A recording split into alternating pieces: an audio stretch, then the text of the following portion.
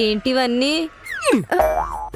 కుక్కలు వస్తే కర్రతో కొట్టు, కన్నాలు వేసుకున్న వాళ్ళు వస్తే ఈజీలై, స్ట్రీట్ లైట్లు పోతే ట్యాచ్ లైట్ అయ్యి, కళ్ళు మూతలు పడిపోతే ఒక కప్పు టీ అయ్యి. గోర్ఖా అని తెలియాలంటే ఇవన్నీ ఉండాలి, లేదంటే నువ్వే కన్నాలు వేయడానికి వచ్చావనుకుని ఏ కరెంట్ స్తంభానికో కట్టేస్తారు. మచ్చల పిల్లిలా మొహమో నువ్వు ఒక్కదానివే వెళ్తున్నావా? నీతో పాటు ఆ చెంబులు దొబ్బేసి ఇది కూడా వస్తుందా? ఎందుకంటే ఫ్లాస్కోలో టీ సరిపోదు. తాల్చొచ్చి కొట్టానంటే మోర్చొచ్చి పడిపోతావు. వనకలేక ఒళ్ళంతా కప్పుకుంటుంటే ఎట్టకారం ఎక్కువైంది నీకు. నేను ఉణుకుతున్నానా? ఎందుకు కొడతావు? బర్రెగున్నట్టు బాడీ అంతా బకెట్ల బ్లడ్ ఉంటే నేను ఎంత పెంచినా పీల్చేసేదంతా నువ్వే కదా. ఎక్కడుంది? పీల్చేస్తే కాళ్ళు చేతులు పొలాలు ఉంటాయా?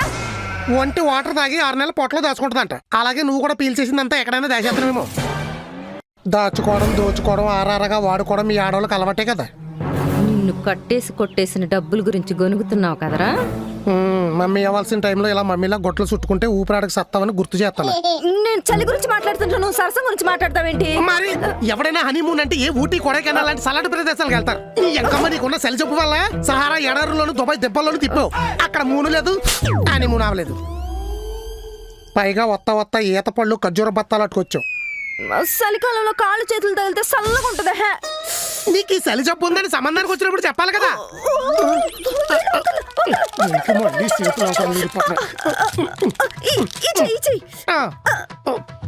కనీసం వణుకొచ్చినప్పుడు ఇలా వంకరలు తిరిగిపోతావని కూడా చెప్పలేదు. అమ్మయ్యా సిటీ చెప్తారు, చెప్పగానే చెప్పలేసుకొని అలాగే వెళ్ళిపోతారు. అందుకని నిజాలు దాచి నెక్కా చేసేస్తారా?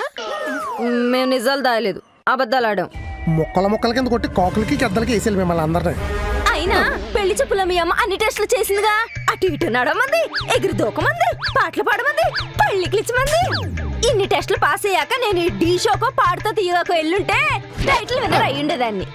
తిన్నరకు దొండకాయలు కొడుకు రాదు కానీ విన్నర్ అవుద్దంట. విన్నర్ పెళ్లి సుప్పుల్లో పైకి పార్సిల్ బాగా కట్టి లోపలన్నీ డ్యామేజ్ పీసులు పెట్టేశారే, కనిపెట్టలేకపోయాం. ఎండాకాలంలో ముట్టుకుందామంటే ఒక్క అంటావు, చలికాలంలో పట్టుకుందామంటే చలి అంటావు, వర్షాకాలం మొత్తం మీ పుట్టింట్లో ఉంటావు. ఇంకా పిల్లల్ని ఎప్పుడు కంటావు? కన్నాలేరా ఖాళీగా ఉన్నప్పుడు.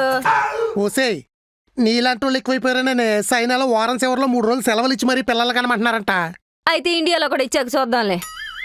నీ సంగతి ఇలా కాదే. ఎక్కడుంది? ఏసీ ఎత్తే గాని నువ్వు నా దగ్గరికి రావు.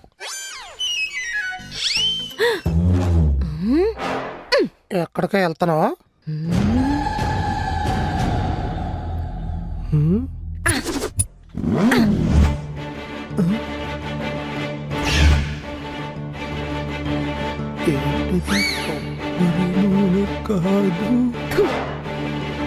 ఏంటి అది? పెట్రోల్. పెట్రోలా? బెడ్రూమ్ లో పెట్రోల్ ఎందుకే?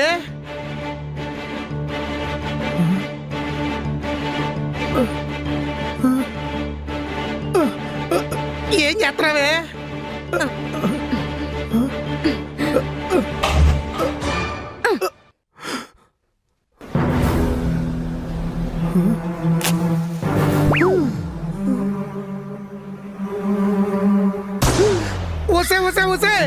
ఏంటి అది? నువ్వు చలి ప్లాన్ చేస్తే నేను చలి మంట ప్లాన్ చేశా. మంటెడితే కొంప తగలడిపోతే కాల్చేసిన కట్టె మొహన్నానా? తగలడిపోయినా పర్వాలేదు, నాకు ఇంట్రెస్ట్ లేనప్పుడు ఇరిటేట్ చేసావంటే ఇలాగే తగలెట్టేస్తా. వద్దు, ఇంటికి ఇన్సూరెన్స్ కూడా లేదు, వచ్చి పడుకో. ఏం చెయ్యవు కదా? కావాలంటే నేను బయటికి పోతాను, ఒక్కదాని పడుకోపోని. వద్దు, నువ్వు ఇక్కడ పడుకో, నేను ఒంటరిగా పడుకుంటే భయం వేస్తుంది. శవాలకి ఎందుకు భయం వేస్తుంది? 7 ఆకలేసినప్పుడు అన్నం పెట్టకపోతే అడుక్కు తినిపోతావే, అంట్ల గట్ట మొహం.